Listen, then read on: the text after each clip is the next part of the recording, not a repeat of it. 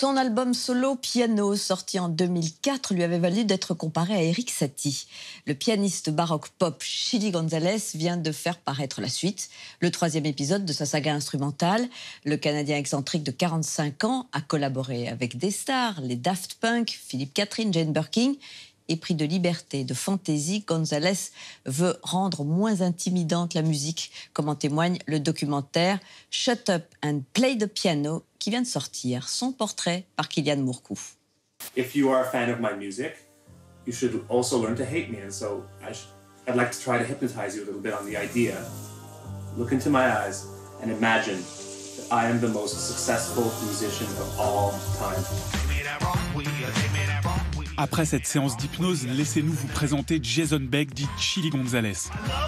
Ce Canadien de 46 ans est un ovni, chanteur de hip-hop, virtuose de piano classique,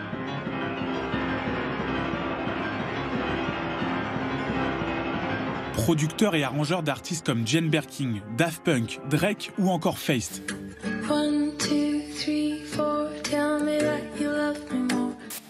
Ils sont tous tombés sous le charme de ce showman qui ne quitte jamais son peignoir et ses chaussons.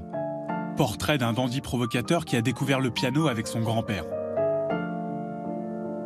Il était obligé à quitter l'Hongrie, c'était pas son choix, pendant le début du Deuxième Guerre mondiale. Et du coup, je crois qu'il voulait que ses petits-enfants ne perdent pas la connexion avec l'Europe. Mais à côté, je matais MTV, et les premiers clips, et Lionel Richie qui dansait sur le plafond.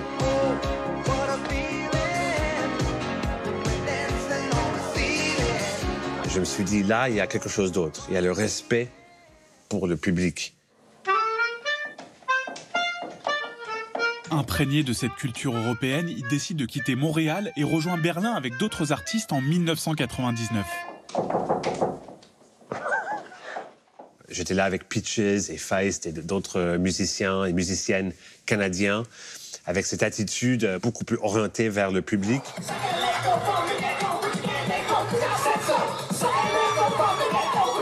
Chilly González, qui avait toujours rêvé d'être parolier pour des chanteuses comme Françoise Hardy, décide de rejoindre Paris. Il collabore avec des artistes comme Jean-Louis Aubert et Jane Birkin, mais ne se sent pas à l'aise dans ce milieu très différent de Berlin. C'était un peu être à la cour royale, il fallait être diplomate et parler proprement sans trop déranger. Et c'était fatigant. J'ai l'habitude de travailler dans une exubérance, un mystère total. Et donc, je commençais à pianoter que pour un peu aller dans le contresens. Et au bout d'un moment, je me suis rendu compte que j'avais un album. Et ça a bien surpris les gens, mais ce que je comptais pas là-dessus, c'est le fait que ça devienne quelque chose qui ouvre plein de portes pour moi.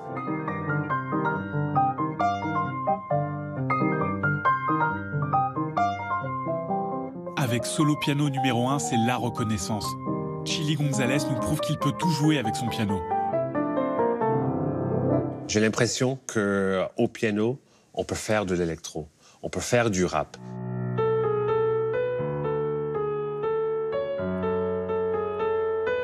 J'aime bien attaquer le piano d'une manière moderne et qui passe dans le paysage musical actuel. J'aime bien que mes morceaux peuvent passer entre James Blake et Taylor Swift dans la playlist de quelqu'un. Ils n'ont pas l'impression de voyager dans le passé.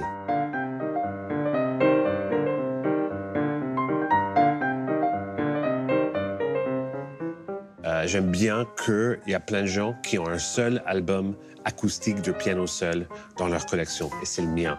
Ça, c'est le plus flatté que je peux être dans la vie, c'est quand quelqu'un me dit « Je n'écoute pas du piano, que toi ». Ça m'intéresse beaucoup. Avec ce succès critique et public, Chilly González a-t-il renié sa jeunesse berlinoise? J'amène toujours un peu le squat de Berlin avec moi. On est au Salgavo, évidemment, mais la raison pour qu'on est là, c'est pour que je puisse un peu décoincer aussi la poussière qu'il peut y avoir dans un lieu comme ça et montrer que les gens peuvent... Il y a un moment dans le concert où je demande, j'aime beaucoup votre applause, c'est très bien pour Salgavo, mais how would it sound if it was a rap show? Et là, du coup, ça change complètement. Et on peut transformer un lieu. On est bon élève en préparation et on sort l'animal sur scène. C'est pour ça que ça s'appelle bête de scène quand même.